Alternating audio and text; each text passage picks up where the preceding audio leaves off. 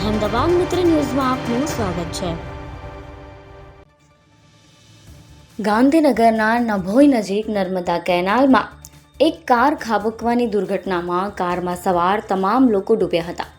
ઘટનાની જાણ થતાં જ ફાયર બ્રિગેડની ટીમ તાત્કાલિક સ્થળ પર પહોંચી હતી અને બચાવ કામગીરી શરૂ કરી હતી। કિયા સેલ્ટોસ કારમાંથી ભાઈ બહેન તેમજ એક યુવકની લાશ બહાર કઢાઈ છે। પોલીસની પ્રાથમિક તપાસમાં તમામ મૃતક અમદાવાદના રહેવાસી હોવાનું સામે આવ્યું છે। પ્રાપ્ત માહિતી મુજબ GJ03MR 4783 નંબરની કિયા સેલ્ટોસ કારમાં 3 લોકો સવાર હતા। ફાયર બ્રિગેડ દ્વારા ત્રણેયના મૃતદેહ બહાર કાઢવામાં આવ્યા છે। ફાયરની ટીમે હાઇડ્રો ગાડી મંગાવી કારને બહાર કાઢી હતી। પહેલા તો કારમાં 5 લોકો સવાર હોવાની માહિતી સામે આવી હતી, જો કે પોલીસે પુષ્ટિ કરી કે કારમાં 3 લોકો સવાર હતા અને ત્રણેયના કરુણ મોત નીપજ્યા છે।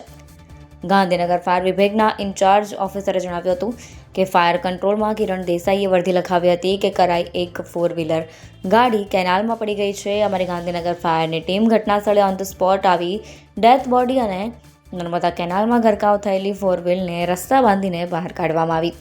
3 ડેડ બોડી બહાર કાઢવામાં આવી છે। પ્રત્યદર્શીના જણાવ્યા મુજબ કાર અચાનક કેનાલમાં ખાબકી ગઈ હતી। કારમાં સવાર લોકોની સંખ્યા 5 હોવાનું અનુમાન લગાવાયું હતું। આ દુર્ઘટનાએ આસપાસના વિસ્તારમાં ચકચારી જગાવી દીધી છે। ગાંધીનગર ફાયર બ્રિગેડ દ્વારા બપોરના 3 વાગ્યાથી સાંજના 7 વાગ્યા સુધી કેનાલમાં સર્ચ ઓપરેશન ચાલુ રાખી ભારે જહેમત બાદ 3ની લાશ બહાર કાઢવામાં આવી છે। અહેમદાબાદ મિત્ર ન્યૂઝની યુટ્યુબ ચેનલને સબસ્ક્રાઇબ કરો અને બેલ આઇકોન જરૂરથી દબાવો, જેથી દરેક મહત્વના વિડીયોની નોટિફિકેશન તમને મળતી રહે।